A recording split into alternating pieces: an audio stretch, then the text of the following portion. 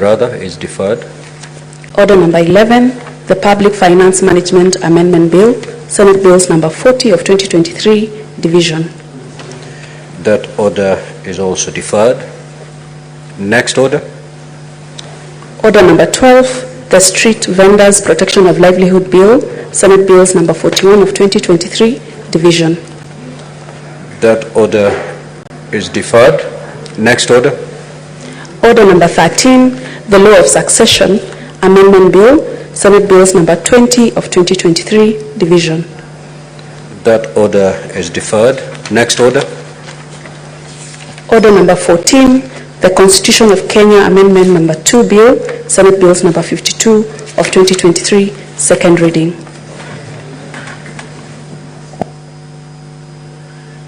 Now, Honorable Senators, this motion is up for debate.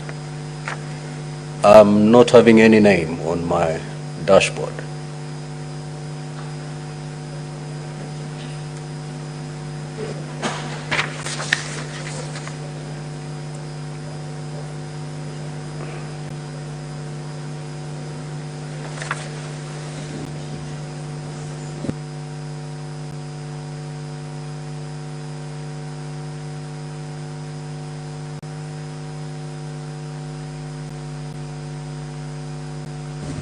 And the mover is not present also to reply, so we'll defer that order. Next order.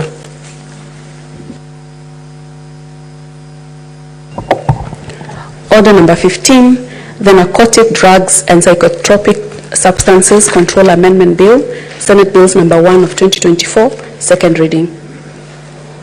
Senator Kathuri Murungi. That order is deferred. Next order.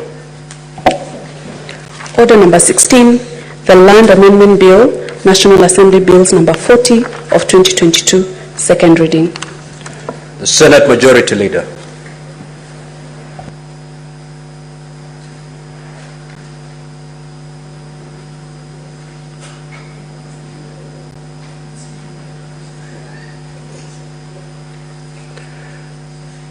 That order is deferred. Next order. Order number 17, the County Oversight and Accountability Bill, Senate Bills number 3 of 2024, second reading. Senator Ledama Olekina. That order is deferred. Next order. Order number 18, the County Civic Education Bill, Senate Bills number 4 of 2024, second reading. Senator S.C. Okenyuri.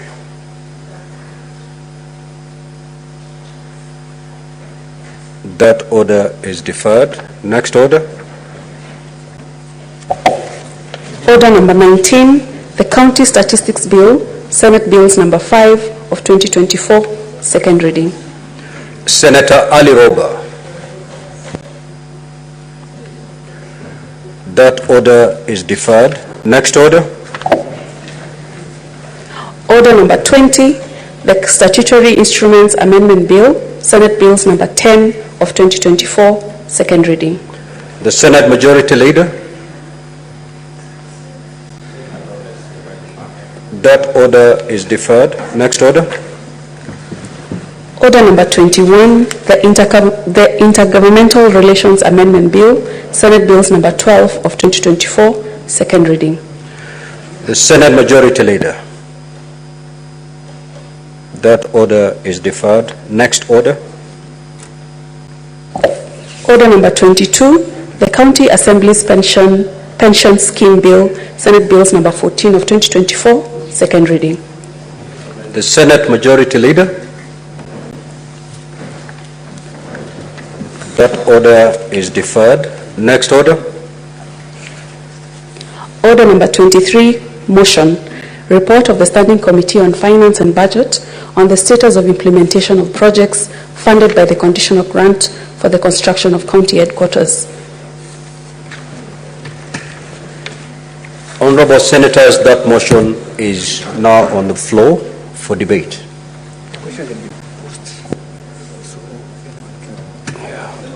Who is the mover?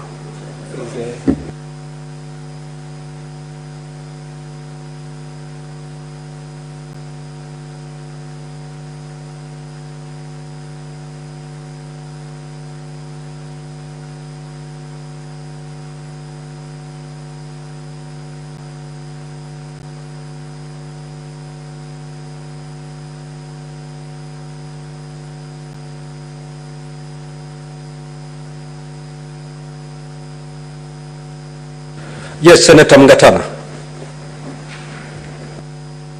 Mr. Speaker, I don't know whether the motion was moved. It was. Okay, then. And seconded. Thank you, Mr. Speaker. Mr. Speaker, I want to, first of all, congratulate the Honorable Senator Ali Roba, who moved this motion. And Mr. Speaker, if the House will remember, the report carries with it the facts that there were 5 county headquarters that had not been constructed. And in 2015, Mr. Speaker, the Senate established an ad hoc committee that made a decision to assist these county headquarters to be constructed. And Mr. Speaker, it was a conditional grant. One of those counties was Tana River County. That, Mr. Speaker, every financial year, some amount of money, 117 million, was to be given to these 5 counties, and then this would form 70% of the construction cost of the counties, and the counties were meant to give the 30% contribution so that, Mr. Speaker, these counties would have their own headquarters. Mr. Speaker, the other counties, the other 4 counties were Tharaka Nithi, there was Lamu, there was Isiolo, and there was Nyandarua.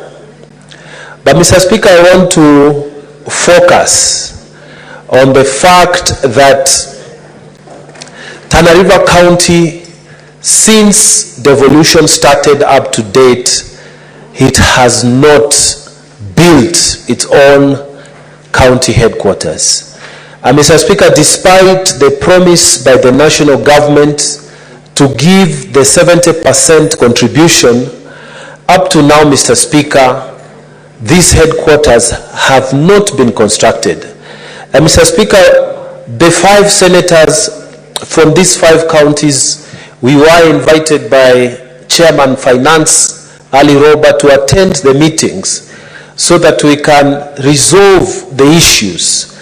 And, Mr. Speaker, at the end of these meetings, there were commitments that were made by the national government, and the governors of the county government agreed that they would finish their part. Mr. Speaker, up to now, the 5 county headquarters have not been constructed. What I want to acknowledge here is that the national government, the PS of Public Works, and the CS, the PS Treasury, they have played their part. They have even written agreements, Mr. Speaker, to transfer now the full responsibility of construction to the county governments. And now the issue of having issues about who is in charge of the actual construction of the projects has been finalized.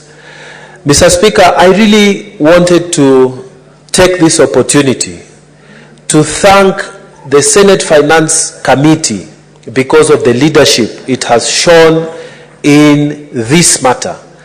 Mr. Speaker, in Tana River County, for example, Mr. Speaker, you visit other counties and you see the beautiful county headquarters.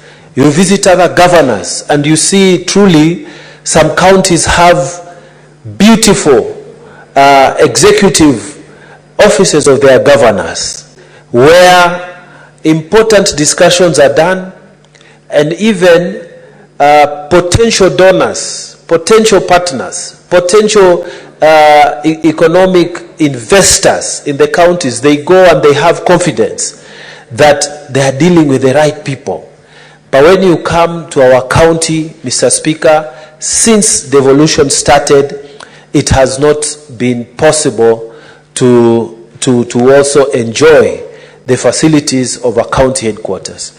So, Mr. Speaker, I am grateful to the Senate Finance Committee for the work they have done, for the leadership they have taken, calling all the 5 governors, calling the Treasury people, calling the Public Accounts Committee together to a table to agree on what needs to be done to solve the issues of county headquarters once and for all. Mr. Speaker, I really am grateful that we have been able, as a Senate, to offer leadership through the Senate Finance Committee. And so I thank the Senate Finance Committee, and my prayer is that now the implementers, who are the county governors, will be able to take it from where we left it, and they will be able to construct this building. And the monies that were promised by Treasury, that they will release those funds in good time, Mr. Speaker. I pray that those funds will be released so that we can enjoy the facilities of good county governments for the 5 counties that did not have county executive officers for their county governors. So, Mr. Speaker, mine is to urge the contractors who by now I believe must have received their monies to finish the work on time. We have waited for a long time since devolution up to now, and Tana River County deserves to have a good county headquarters. Isiolo County, Tharaka Nithi County, Lamu County, as well as Nyandarua counties. All these counties, Mr. Speaker, they deserve to have good county headquarters where this work, the work of the governors and the county executive, can be executed. Mr. Speaker, aside from that, I wanted to take this opportunity also to discuss the question of the mandates of committees within this House. Mr. Speaker, the mandate that committees exercise in this House have been challenged by the recent developments in the youth. The demonstrations that took place in the country recently, raising one of the issues as the way the financial management of this country is carried out, it raises certain questions about the mandates of committees in this House. Mr. Speaker, if you look at this report by Senator Roba, our very able chairman, it states, like all committees, that the mandate of the Committee of Finance is extracted from Article 124(1) of the Constitution, which provides for the establishment of committees. As Mr. Speaker, Finance Committee of the Senate itself is supposed to examine the policy issues, to scrutinize the expenditures of county governments, examine proposals for legislation, and produce a report. Mr. Speaker, if you look at that report again, it says that the Senate Committee on Finance and Budget is established under the PFM Act, Public Finance Act 2012, and the Standing Order number 228 of the Senate Standing Orders. And Mr. Speaker, one of the things that this Finance Committee is supposed to do is to scrutinize how the funds are being utilized in the various county governments. And it's not just the Finance Committee. We have the Special Funds Committee, Mr. Speaker, that is chaired by the Honorable Sosi. We also have the Public Accounts Committee that is chaired by Senator Kajwang. Mr. Speaker, we have been making very serious recommendations that come from the reports of the Auditor General. Mr. Speaker, there is a lot that committees in this Senate have been doing in terms of reporting misuse and mismanagement of funds that are allocated under the equitable share, and also those are raised from on-source revenues from county governments. But Mr. Speaker, the fact that the young people went into the streets and they are raising questions, not just on the national government, but even on the county government, it means this mechanism that we use, that governors come, they give explanation on audit queries, and then they go away. This mechanism, Mr. Speaker, not only in the Senate, but also in the National Assembly, when they are now oversighting the national government, this mechanism, Mr. Speaker, has been brought to question. That, Mr. Speaker, our own chairman of a Public Accounts Committee of the Senate declares a whole county that this office is a criminal, it's an area, it's a crime scene, Mr. Speaker, and it needs investigation. But then we leave it there. So our people have been seeing these things on television, Mr. Speaker. They have seen governors not being able to explain themselves.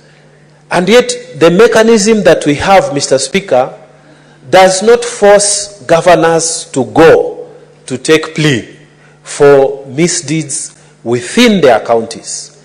Mr. Speaker, when you visit the Public Accounts Committee, you would see even within the Public Accounts Committee, there are members from the Auditor General's office, there is a representation from the EACC. Mr. Speaker, no action is taken. Governors come, they ask for time, and I have attended, Mr. Speaker, a session for Tana River County, where the chairman himself has said if it was in another jurisdiction, you would be staying down in the cells waiting for police action. But, Mr. Speaker, in our jurisdiction, in our system of oversight, the governors come, they explain themselves, they are given more time, they come again, they explain themselves, they are given more time. And, Mr. Speaker, the Auditor General now is even a very frustrated person. Mr. Speaker, the question our young people are asking, the monies which are being given to the county governments, the mismanagement of these funds, what are the consequences, Mr. Speaker? This, Mr. Speaker, is a question that we need to look at as Senate. This mandate of Article 124(1) of the Constitution that is clearly not being effective, because if these managers of our resources in the counties are coming and going and coming and going and no consequence is visited upon them, it means, Mr. Speaker, the committee system in Kenya is not working. And we need to relook at this committee system to see if it is actually oversighting the county governors, to see if actually there are any consequences, Mr. Speaker, or misuse of county government funds. Mr. Speaker, if you look at the Auditor General's report, you will see that some county governments have over 300 accounts. My own county, Mr. Speaker, 34 accounts. Other counties that have been mentioned, 200 accounts, 100 accounts, more than. And, Mr. Speaker, against the rules of the Public Finance Management Act, and yet no consequences. You write to the relevant authorities, no consequences. Mr. Speaker, this country, through the demonstrations that have taken place, are asking for a new culture. Either, Mr. Speaker, we give directions, because corruption is not going to be done to be solved by the president. Corruption is going to be solved by all the arms of government playing their roles. If the committees of this House, Mr. Speaker, are giving direction that this is a crime scene, that this governor needs to be arrested and charged, you have ESCC sitting there, you have representation from the Auditor General, and nothing happens. Mr. Speaker, we need to take the opportunity, like the president took the opportunity to start wiping off. He dealt with his cabinet. We need also to have a retrospect, Mr. Speaker. Are these committee systems working? Do we need to also change our laws? Do we need to make our teeth bite, Mr. Speaker? What else can we do? Because our committees, Mr. Speaker, even governors refuse to come, some of them, and nothing happens to them. We just put the fine of the normal fine of $500 million. They come and pay, they apologize, and they go away. We say that this money has been mismanaged. They come, they explain, they go away. Mr. Speaker, the committee system must be made to work. The committee system must actually be made to work. And it is time, just like the executive has taken action to create a system that is more accountable. Even us, Mr. Speaker, in this House, we can take the opportunity, because the public is asking for answers. When systems fail, it's when the public goes out, and because there's no leadership now. When they see even members of parliament, Mr. Speaker, they have audit queries, and there's nothing that happens to them, Mr. Speaker. Our people are also asking, apart from the executive taking action from these demonstrations from our youth, we also need to look introspectively into ourselves. We look into these committee systems. What do we need to do to strengthen them so that people who are managing public funds, Mr. Speaker, can face consequences when things are not being handled as per the expectations of the public? Mr. Speaker, otherwise, I beg to support this report and thank very much the Finance Committee for the work they have done. Thank you, Mr. Speaker. Senator Maitho. Thank you very much, Honorable Speaker. I also rise to support this report of the Finance Committee on the status of the implementation of projects that were funded by conditional grant for the construction of county headquarters. Honorable Speaker, one of the counties that were beneficiary of this conditional grant was my county, Nyandarua County, and the reason why this was mooted in this House, Honorable Speaker, was to address the iniquity that met 5 of the counties that have been mentioned here: Lamu, Isiolo, Tana River, Nyandarua, and I think one more county, Honorable Speaker, which after the hiving off and after counties came by, Honorable Speaker, either their old district headquarters were taken to other places, or they never enjoyed to have been headquarters of former provinces, Honorable Speaker. One of these cases, Honorable Speaker, was Nyandarua County, whose old district headquarters were in Nyahururu, Honorable Speaker. In the new dispensation of the counties, Honorable Speaker, Nyahururu became part of Laikipia, and then we were then forced to go to a new county headquarter or Kalau, which didn't have government facilities, Honorable Speaker. However, just as it has been correctly noted by the Committee on Finance, Honorable Speaker, these projects and this idea, very, very brilliant idea that was mooted in 2017, has taken inordinately long to have it implemented or to have it come to fruition, Honorable Speaker. Some of the projects that we are speaking about, and in the case for Nyandarua, Honorable Speaker, the contract for the establishment of the county headquarters was signed in March of 2020. So close to 5 years later, Honorable Speaker, not really much has been able to be achieved because as it is in the project status right now, Honorable Speaker, the county headquarters has only been done up to about 55%, Honorable Speaker. And there are two things to it, Honorable Speaker. You know, this project was to be jointly undertaken by the county government and the national government, Honorable Speaker. And since we were invited by the committee twice, my own governor, myself, and the other governors from the other counties and the other senators from the other counties, Honorable Speaker, Tharaka-Nithi, Lamu, Isiolo, and Tana River, there are two things that came out very clearly, and I think it is in the recommendation of the committee. And I think it is fair that I also report, to the best of my knowledge, especially for the case of Nyandarua, in terms of the overall responsibilities of project management, including supervision, monitoring, and payment of contractors, Honorable Speaker, that is a secondary matter. But there was a request by the Council of Governors when they appeared before the committee. There was a request by the governors when they appeared before the committee, the governor for Tharaka-Nithi and the other 5 governors, Honorable Speaker, that they requested that now this project is now transferred to the counties, Honorable Speaker, for two things. One, Honorable Speaker, most of these projects had variations that were over 25% that is acceptable in law, Honorable Speaker. The initial cost of the county headquarters for Nyandarua was supposed to be 412 or 427 millions, Honorable Speaker. But after the first certificates were raised, the contractor had raised certificates of about 322 million. Then the new contract was entered into was for about 450 million, Honorable Speaker. So the contract sum went to up to almost twice the amount that was initially supposed to do with this county headquarters, Honorable Speaker.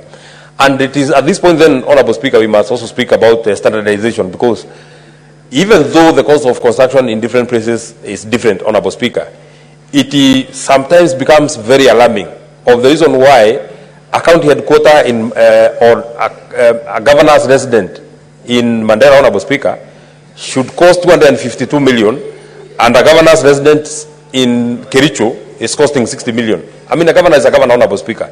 The kind of facility that the governor for Kilifi, the governor for Mombasa, the governor for Nairobi requires is the same kind of facility that the governor for Isiolo also requires to run, Honorable Speaker. There was a request, and there is a recommendation that I did support, Honorable Speaker, that the intergovernmental arrangements framework for the implementation of the project should be revised to ensure that to ensure expeditious completion of the project, Honorable Speaker.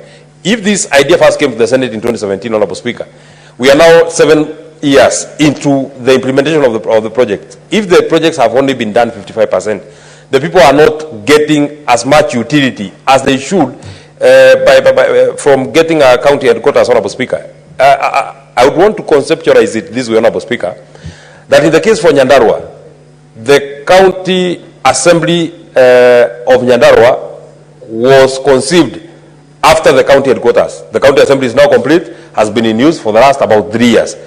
The county assembly office block was conceptualized after the county assembly, after the county government headquarters, Honorable Speaker. The county assembly office block, which is also a very big building in Olokala, Honorable Speaker, is complete, but the county government headquarters are still not complete.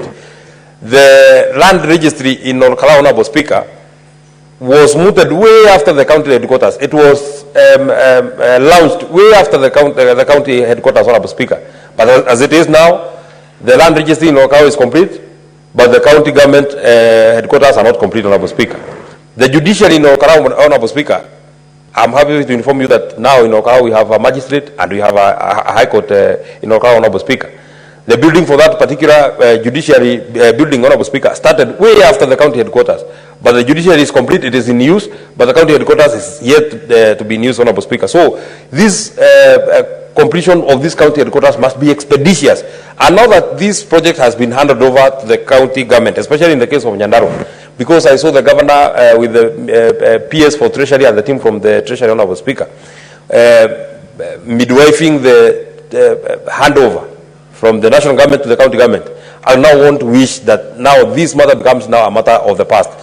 If the monies that remains, because out of the monies that we are supposed to get from the national government in the 2022-2023 budget, only about 800 million had been released out of the money that the national government had committed of 1.8 billion, Honorable Speaker.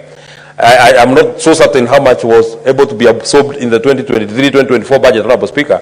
But if there are monies that are remaining in the national government, I think it is high time that we now ensure we send this money. And in this regard, Honorable Speaker, it is for this reason why I feel that even as we deal with the matters that we speak about, cutting our budgets, dealing with matters on austerity, if there are monies that we as a House must really try and protect, are the monies that are supposed to go to devolution, Honorable Speaker. Because even though the finance bill did not see the light of the day, Honorable Speaker, it does not mean that we cannot be able to collect as much as we collected last year. The minimum that we can get is what we got last year. We cannot go lower to what we got last year, Honorable Speaker, in terms of the monies that we are sending to the counties. If anything, Honorable Speaker, even revenues have expanded. The revenues that we are collecting this year are not the same revenues that we collected last year. So if our revenues are expanding, if the budget of the national government is expanding, Honorable Speaker, we must also expand the budget of the counties. You know, Honorable Speaker, we were being told that national government has a big burden, which I actually agree, because we need to absorb JSS teachers, Honorable Speaker. We need to ensure that we take care of our doctors, Honorable Speaker. But we cannot forget that even as we absorb JSS teachers, Honorable Speaker, there is the plight of ECD teachers that are in our counties, Honorable Speaker, who are earning a meager 8,000, Honorable Speaker. If we cannot send enough money to ensure that we help governors so that they can have the ECD teachers put in a very good contract so that they can be able to enjoy the fruits of their labor, Honorable Speaker, we shall have done a disservice to our counties. That I know will be a substantive motion that we shall deliberate on, Honorable Speaker, on the money that we are supposed to send to the counties. But I actually feel, Honorable Speaker, that even in the budgets of the county governments, because there was a share that was supposed to be contributed by the county governments, Honorable Speaker, even as we cry about the money that we want to push from the national budget, the monies that are supposed to be have been appropriated by the county governments themselves, Honorable Speaker, there should not be an issue on expending that money, Honorable Speaker. They should be able to have budgeted in this budget of 2024-2025, Honorable Speaker, so that at least we remain with the bit that now remains with the national government, Honorable Speaker. On issues of project management, including supervision, you know, Honorable Speaker, counties have had this habit of saying that because the Department of Public Works is the one that does supervision, is the one that does monitoring, Honorable Speaker, is the one that certifies certificates so that contractors can be paid, Honorable Speaker. They want to use this as a reason for the inordinate delays in one, payment of contractors, and in two, certification of the works done, Honorable Speaker. We actually agree that this role be now transferred to the county governments so that they can supervise and they can monitor, and so that they can be able to honor the certificates that are raised, Honorable Speaker. Finally, there's this body that is called IGRTC, Honorable Speaker. I think it is high time that they now step up, Honorable Speaker, so that they can be able to try and be the umpire between the national government and the county government, Honorable Speaker, in terms of even these projects that are co-financed by the national government, Honorable Speaker. In most of our counties, and you know, Honorable Speaker, it was part of the dreams, it was part of the manifesto of this particular administration, Honorable Speaker, to ensure that we have an industrial and aggregation park, county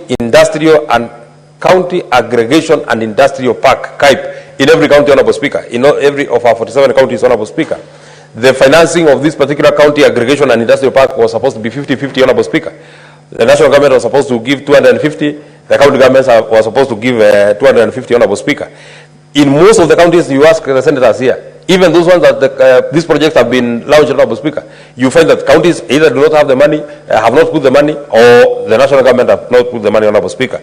You know, there's a second program from the national government that has been very successful on the community health promoters, and you know we dealt with this bill when we were in Turkana, Honorable Speaker.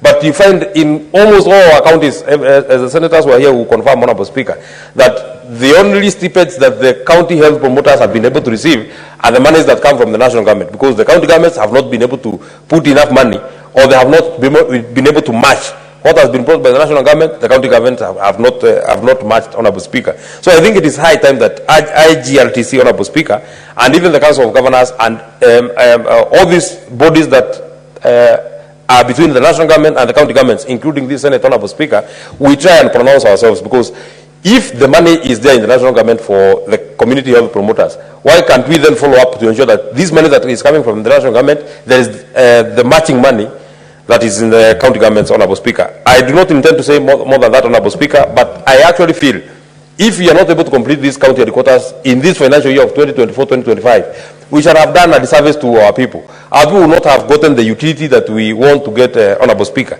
It is not fair that even in some of the counties that county governors continue hiring offices that they can operate from, Honorable Speaker. I know in the case of Nyandarua, I know there are still offices that are hired from private, Honorable Speaker.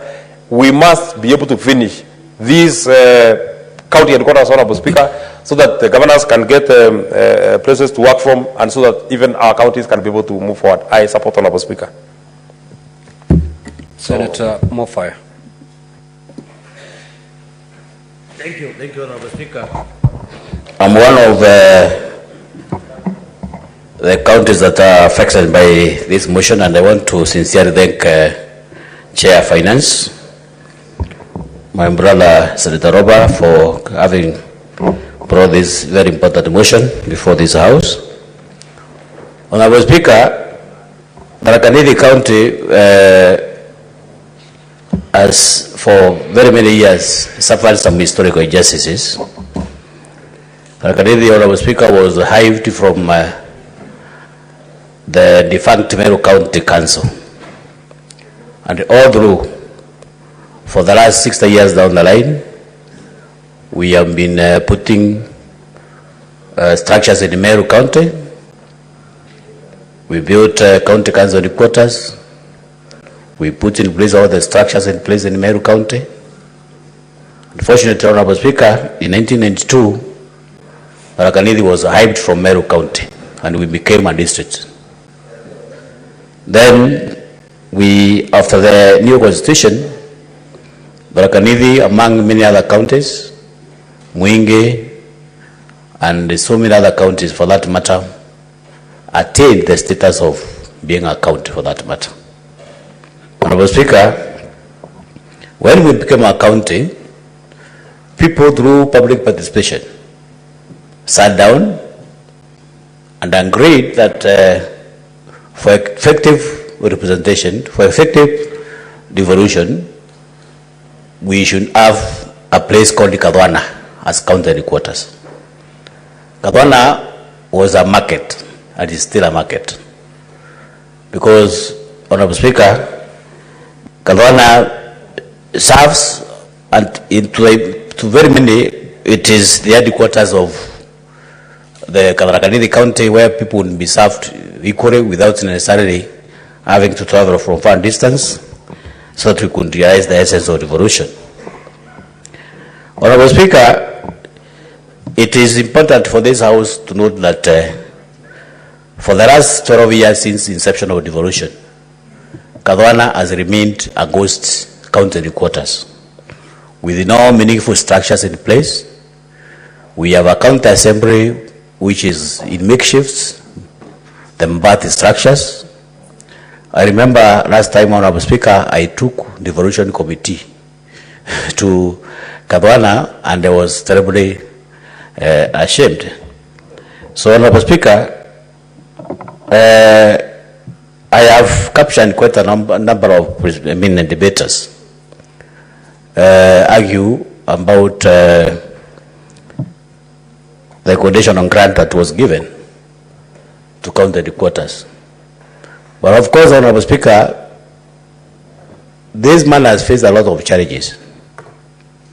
Because, Honorable Speaker, I don't know why, for what reasons, that man has to go through the public works, creating a lot of bureaucratic processes and a lot of hiccups here and there. I don't know for what reasons, Honorable Speaker, that money should not be channeled and directed to the relevant counties for them to, if they cannot be, they can be trusted with the billions of money that they are getting as share of revenue. I don't know for what reasons that money is not given to governors directly. So, Honorable Speaker, it is important, Honorable Speaker, that we as a House must expedite this process so that those counties, especially Nyandarua, Aramu, Tharaka Nithi, and Isiolo, Tana River, from where my brother originated from, people can realize the essence and the importance of devolution. It is very unfortunate, Honorable Speaker, up to today, the Kwanza County, the entire county administration is stationed at Chuka, disadvantaging quite a number of other constituents, especially those from Tharaka and some parts of Mara and the Gambangombe. And it is something, Honorable Speaker, has really brought a lot of issues, especially political temperatures. But Honorable Speaker, I'm happy to report that up to now, the Kwanza County headquarters is almost 82% complete, but it cannot be occupied because it's just a shell. There is nothing that people can see. So, Honorable Speaker, I'm happy with the Chair of Finance because this motion is going to capture a lot of sentiments, a lot of feelings for the people. And I'm happy, Honorable Speaker, that as Honorable Michael has just mentioned, it is important that we expedite this matter and finalize this process in this year, 2024-2025 financial year, so that we can have the importance of devolution in place and people can enjoy the services that they require in their respective counties. Because, Honorable Speaker, it is shameful. 12 years down the line, we do not have structures in place in terms of county quotas in those relevant counties. And that is the essence, Honorable Speaker. It is one way of saying that people, especially the entities that are concerned, do not have any value for devolution. Because the essence of county quota, Honorable Speaker, is for people to get services. So, Honorable Speaker, in this respect, I hope through this committee, through this House, we are going to expedite the process so that by 2024-2025 financial year, we are going to have these counties put in place and the structures complete so that people can enjoy the essence of devolution. Honorable Speaker, I thank you and I support. Senator Bone. Thank you, Mr. Speaker. Mr. Speaker, sir, time truly moves. 2010, when the new constitution was promulgated, one of the most exciting provisions in the constitution, Mr. Speaker, was Article number 10 that provided for national values.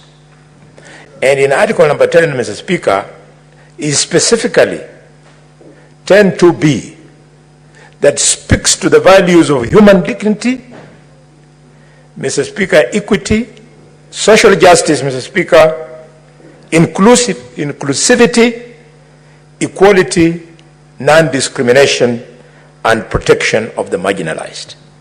That is the Constitution of Kenya. It is that letter, accompanied with the spirit, Mr. Speaker, that we wanted a new constitution that will see the whole country moving together at almost the same pace, so that nobody is left behind, nobody is marginalized, nobody feels discriminated, nobody feels dehumanized, Mr. Speaker. It is sad that 8 years later, that when I sat in this house, and I think Professor, former Minister for Interior Security, Kindiki, spoke very emotionally on this motion. I remember very well when I was seated there. And we succeeded. This was a matter that we debated in this house 2015. We succeeded, and the national government agreed that this process takes place. Nothing that we can call closure has taken place at this time. I would like, Mr. Speaker, to appeal to this House. We all support this so that the discrimination, the marginalization visited on the counties of Lamu, Isiolo, Tana River, and Tharaka Nithi and Nyandarua should be something of the past. Mr. Speaker, the case of Tharaka Nithi is really a sorry state. These were people who are living very well under the defunct local authority of Meru. And when they saw the new constitution, they thought they had been living under the Holy Spirit, under John the Baptist. And now the Holy Spirit had arrived. Now the Holy Spirit has arrived in the rest of the country, but in Tharaka Nithi, they would not be blamed if they have changed course from Christianity to something else. Mr. Speaker, it's a pity that if you go to a place like Tana River, I think the governor operates from some house. I don't know whether it is Mungat. I don't know whether it's Senator Mungatana's house or whose house it is. It cannot be right. Mr. Speaker, my third contribution to this is what was the vision? The vision is not what is going on now.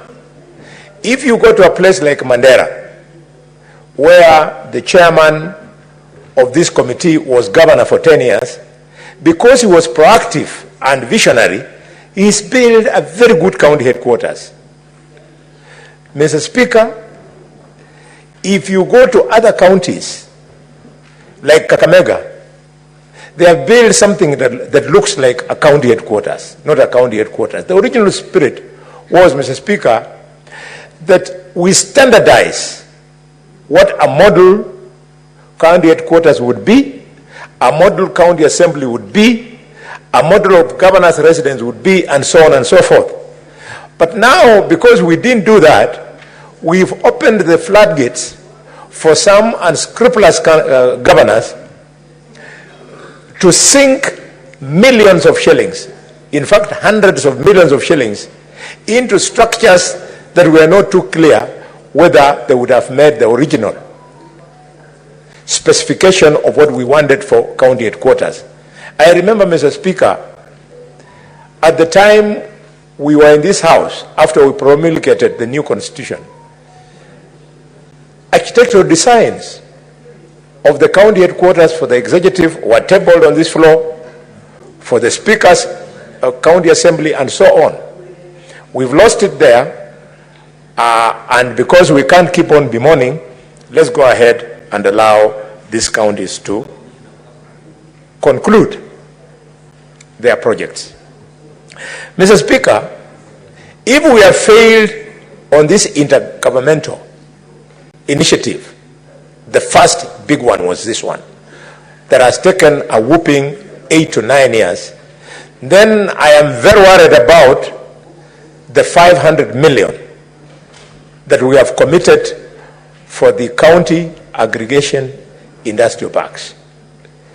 If we are not too careful, again, 10 years from now, we will be bemoaning in this house that we started a project which has become a white elephant. Mr. Speaker, I want to conclude by speaking to the case of Kakamega County. Kakamega County is not only the third most populous county in Kenya, but it is also, Mr. Speaker, the second largest county in Kenya. Mr. Speaker, it's a pity that 12 years after devolution, there is no county assembly in Kakamega. I had an opportunity of taking my colleagues to Kakamega, led by Chairman Ali Roba. And Ali Roba, knowing the good work he did in Mandera, he was ashamed to walk in the county headquarters of Kakamega. I call upon the current governor of Kakamega to pull up his socks, the current speaker of Kakamega, Mr. Namathi, to pull up his socks so that a new modern county assembly is constructed in Kakamega. And what is more, I want to urge the governor of Kakamega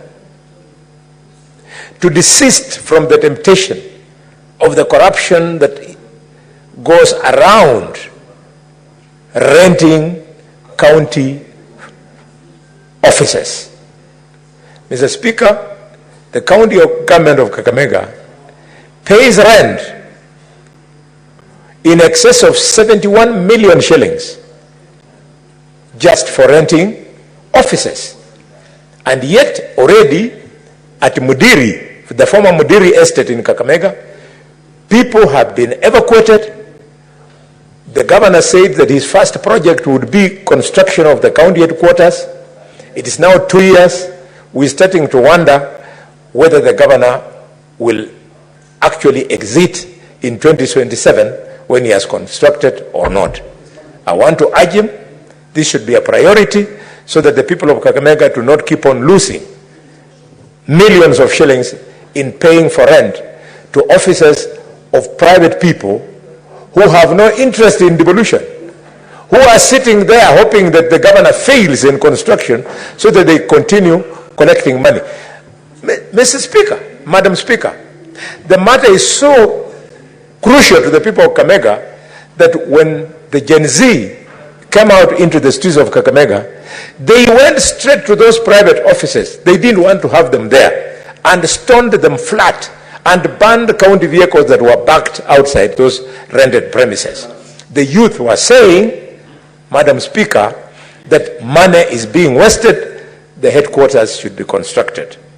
With those many remarks, Madam Speaker, I want to end my contribution by paying my condolences to the family of Caroline Shiramba, who was shot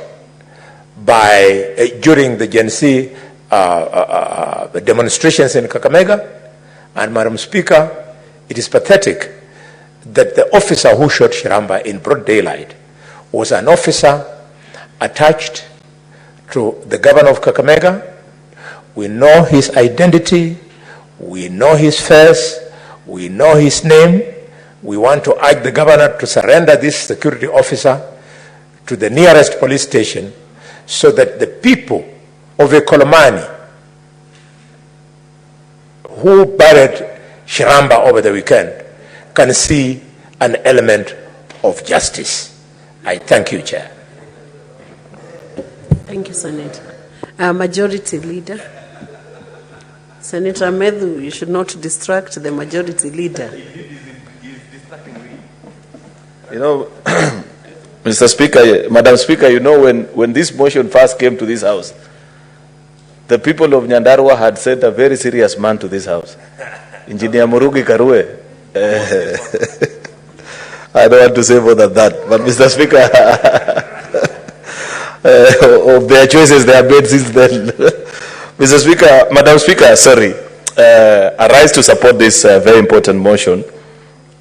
One of the very insightful decisions that the Senate has made over the years in the course of our duty as representatives of counties and their county governments and their interest, the decision to bequeath the people of Isiolo, Lamu, Nyandarua, and the two other, Tana River and Tharaka Nithi, with county headquarters, Mr. Speaker, was a wise decision by this House.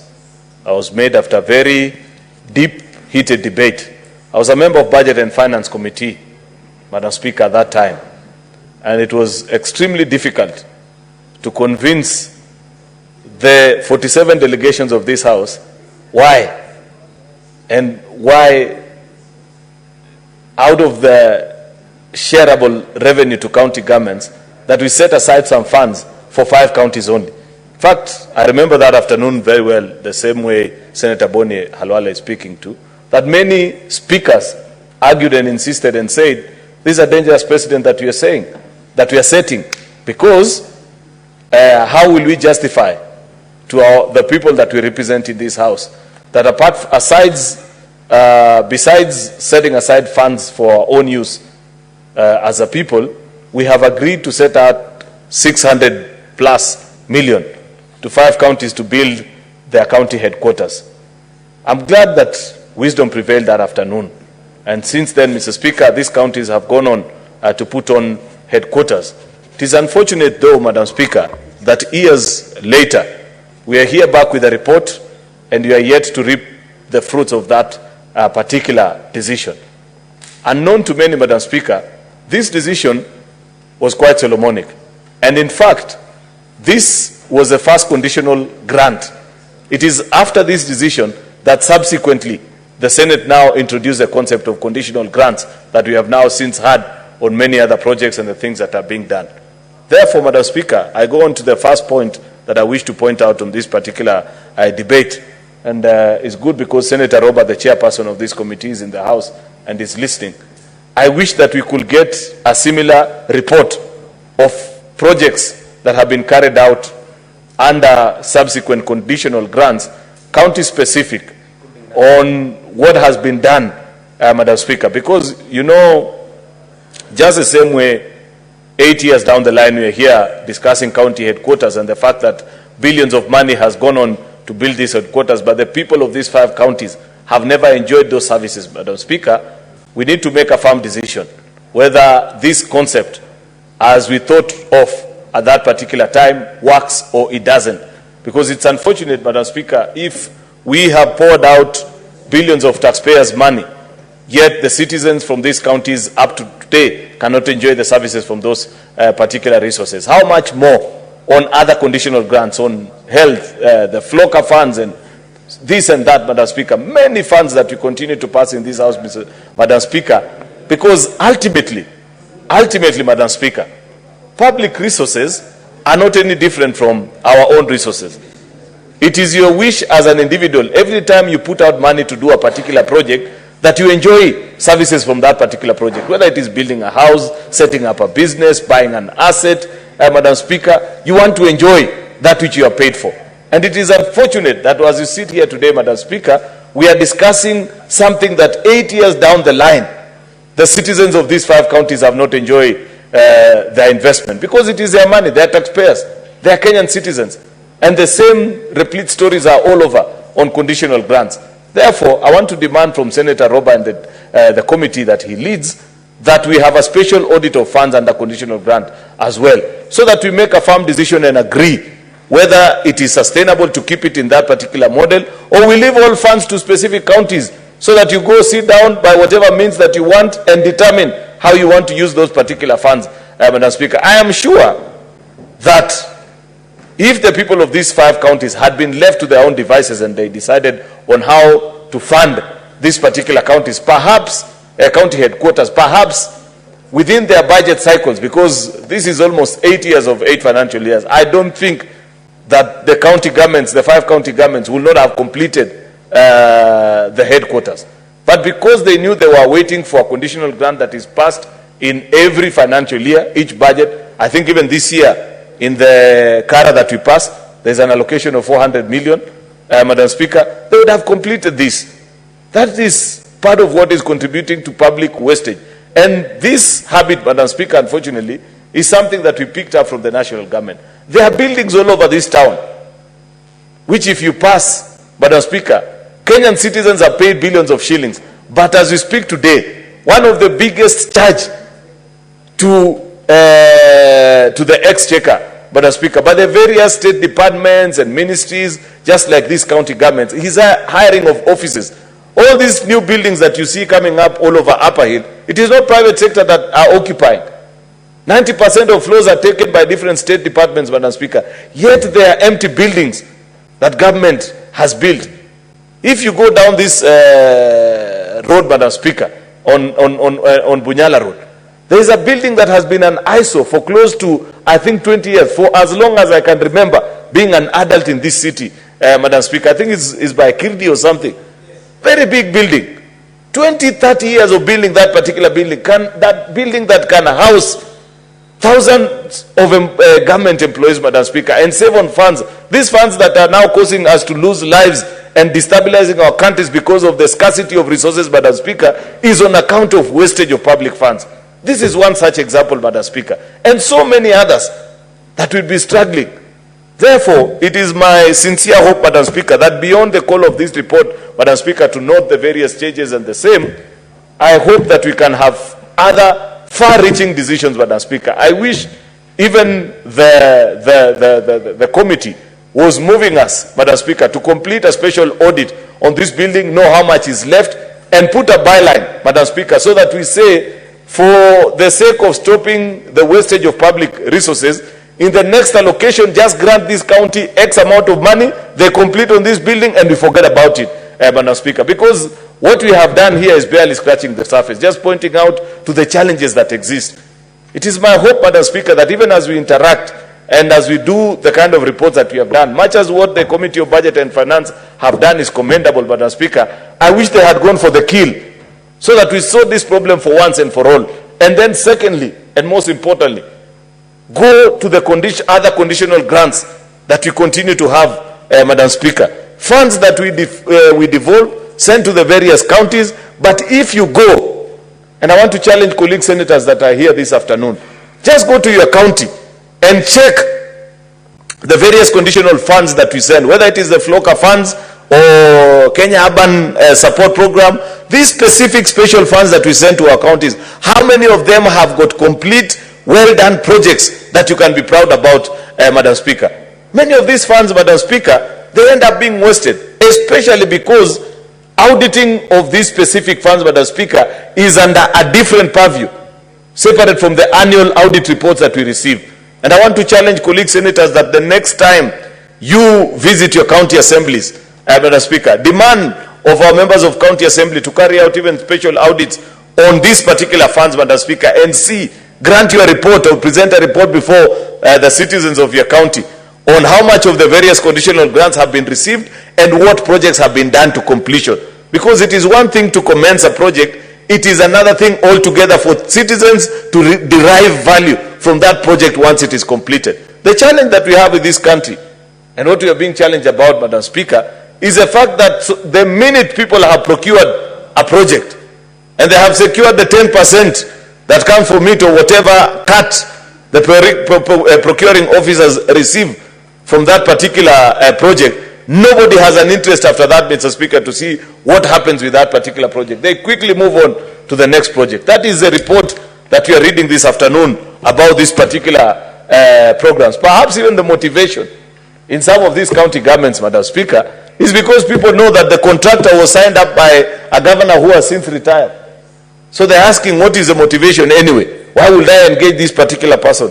It's unfortunate. We need to make a decision as a country, suspending the introduction of new projects until, first of all, Madam Speaker, you complete. You know, and many times we speak about this and people don't appreciate or understand that there is little difference in terms of deriving value out of public projects from what you do privately. If today, Madam Speaker, of the resources that you administer at a personal level, you have projects littered all over parts of the country where you have interest, Madam Speaker, and none of which is complete, are you a prudent administrator of your own resources? I thought common wisdom dictates, Madam Speaker, that you first complete one project or the other, Madam Speaker, enjoy the benefits from that particular project before commencing any other. That is what sensible people do. Madam Speaker, we are being challenged as a country to raise the heads of accountability. And this is the opportunity that has come out of the challenges that we are facing through as a nation right now.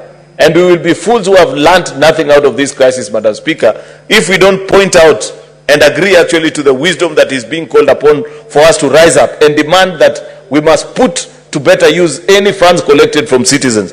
The same things that you cannot do with your own resources, Madam Speaker, don't accept to do it with public funds, Madam Speaker. We must raise the standards of accountability for people to declare publicly and let it be known, Madam Speaker, that despite the fact that they have no specific interest on a project because maybe it was procured by a different administration, a different governor, a different procuring officer, you see to it that it is complete, Madam Speaker, so that citizens can enjoy the use of that particular project. Therefore, Madam Speaker, I want to appreciate the work that the Budget and Finance Committee have done, but I want to believe that we can do better, specifically to stall projects in our county. Many billions of shillings have been lost. And in fact, maybe this is something that, just as a final point, Madam Speaker, I wish to challenge colleague senators to do. This is the 13th year, or rather the 12th year, Madam Speaker, of devolution in our county governments. Just do a sum total Of all the projects from 2013, when devolution came into light in this country, Madam Speaker, that are stalled in our various counties, and how much has gone into that particular project up to date, and do a sum total. You will be shocked, Madam Speaker, that in each of our county, there's billions, if not hundreds of millions of money, Madam Speaker, that you can list, and a decision needs to be made. A special audit needs to be carried by our county assemblies, and a decision is made. What do you do? Are you going to leave those resources to go to waste and ruin as if you don't care? Or we make a decision. Either do whatever needs to be done, complete. If it doesn't make sense, Madam Speaker, then let it be known and closed in the books that this project has been declared that it can never take off, so that we know who entered into those contracts, what were the intention, and what will be done to them, Madam Speaker. This is a challenge that we must give ourselves as senators on stalled projects in our counties, so that it becomes a lesson. Anybody who procures in the future, Madam Speaker, any works or services, that it shall be to the benefit of the country. You know, counties, Madam Speaker, replicate what we have learned from national government. Yet, the reason why in 2010, many Kenyans voted in support of this constitution was because of the tenets of devolution, Madam Speaker, where they believe that they could not see proper management of resources at the national government, and said if we brought it closer, then there'd be better scrutiny. I hope we can still live by that particular dream, Madam Speaker, so that we ensure that our county governments work, because that's one of the gifts that we have given ourselves over the many progressive things that we have done as a country the last 60 years, and we cannot afford it to go to waste. Therefore, Madam Speaker, I believe that even as we do the resolution on the reflection motion that is before this House, there must be a line about what each of us is supposed to do in our specific counties. A special audit separate, Madam Speaker, from the things that are being done here.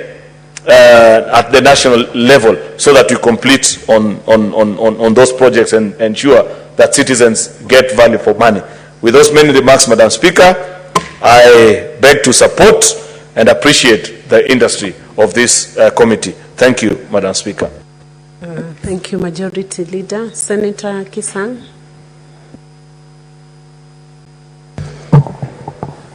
Thank you, Madam Speaker. Madam Speaker, I arise to support this particular motion.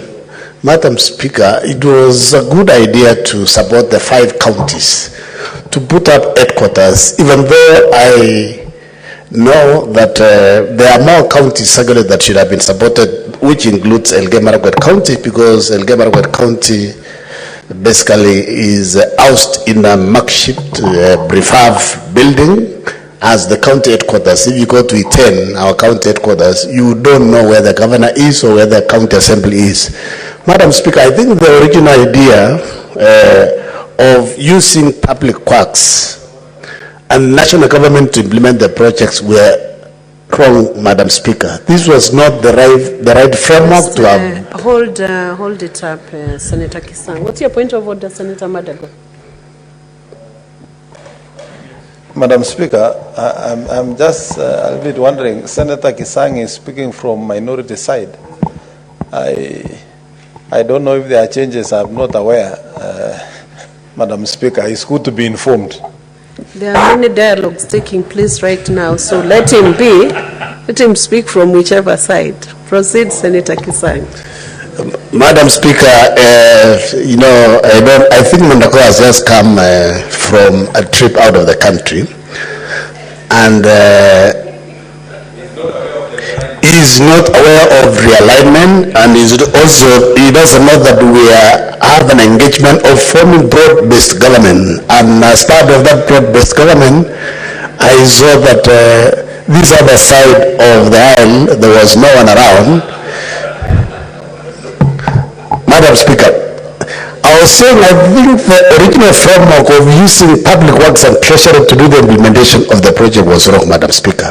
If the conditional grants were given directly to the counties and then be given enough budget to complete, this issue of 10, 12 years project stalling, Madam Speaker, would not have been there. Madam Speaker, it is terrible. It's appalling that after 10 years, all the 5 county headquarters, none has been completed, Madam Speaker.